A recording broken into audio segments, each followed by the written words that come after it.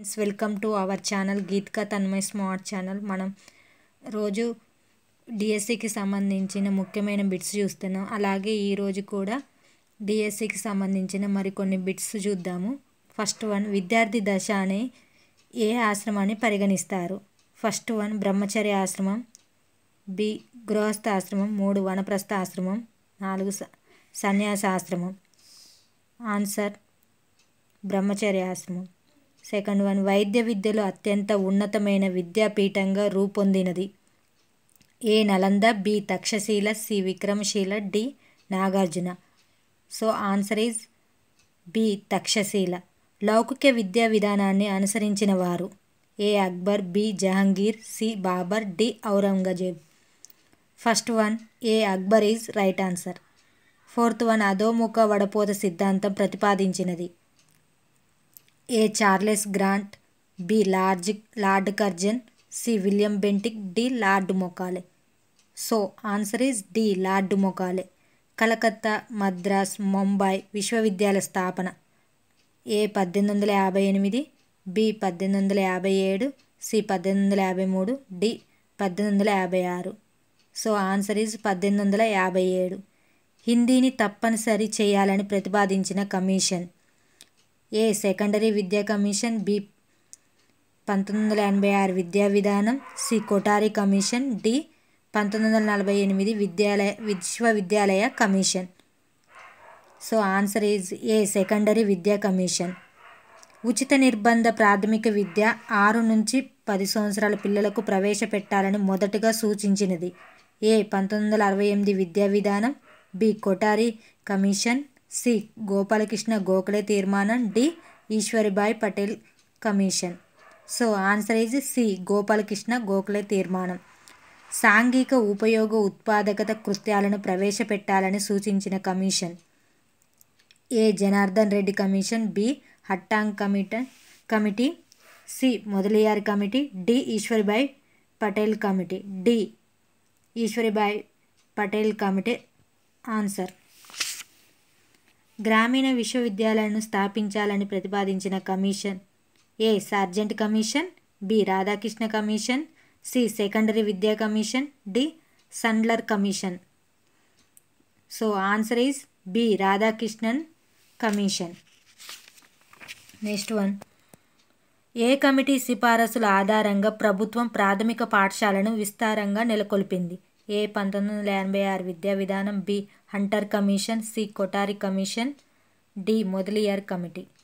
So answer is B Hunter commission is right answer. పూర్వ ప్రాథమికోన్నత స్థాయిలో హోంవర్క్ స్కూల్ బ్యాగ్ నిషేధించాలని సూచించిన committee? A Janardhan Reddy committee, B Malcolm Adiseshiah committee, C Eswaribai Patel committee, D Yashpal committee. So answer is D Yashpal committee. Next one, Mudaliar commission సూచనలు? 5+3+4+3 విద్యా విధానం, be higher secondary వరకు మాతృభాషలో బోధన, సి బహుళార్థ సాధక పాఠశాలల ఏర్పాట్లు. పైవన్నీ కరెక్ట్. వృధా స్తబ్దతల నిర్మూలనకు ప్రాధాన్యతనిచ్చిన కమిటీ? ఏ అబాట్ వుడ్ నివేదిక, బి సండ్లర్ కమిటీ, సి హట్టాంగ్ కమిటీ, డి గోఖలే తీర్మానం. సో ఆన్సర్ ఈజ్ సి హట్టాంగ్ కమిటీ. కొఠారి కమిషన్ సూచనలు? ఏ విద్యా జాతీయ వికాసం మరియు అభివృద్ధి, బి భారతదేశ గమ్యం తరగతి గదులలో రూపొందించుకుంటుంది, సి ఉపాధ్యాయ శిక్షణ సంస్థలు 230 పని దినాలు పనిచేయాలి.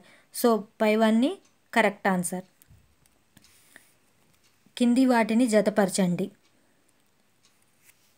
లెర్నింగ్ టూల్, భారరహిత అభ్యసనం, విద్యారంగంలో సవాళ్ళు, భవిష్యత్ దృక్పథం, గాంధీ. 1 ఆచార్య రామ్మూర్తి కమిటీ, జాతీయ విద్యా విధానం 1986, డాక్టర్ మల్కం ఆదిశేషయ్య. 4 యశ్పాల్ కమిటీ. దీన్ని జతపరచండి. So answer is B A3 learning tool, doctor Malcolm Adiseshiah. B4 భారరహిత అభ్యసనం, యశ్పాల్ కమిటీ. విద్యారంగంలో సవాల్, భవిష్యత్ దృక్పథం, C2 ఆన్సర్, జాతీయ విద్యా విధానం 1986. Last one Gandhi, D1 Acharya Ramamurthy committee. Next one, Wardha ప్రణాళిక ప్రవేశపెట్టిన సంవత్సరం.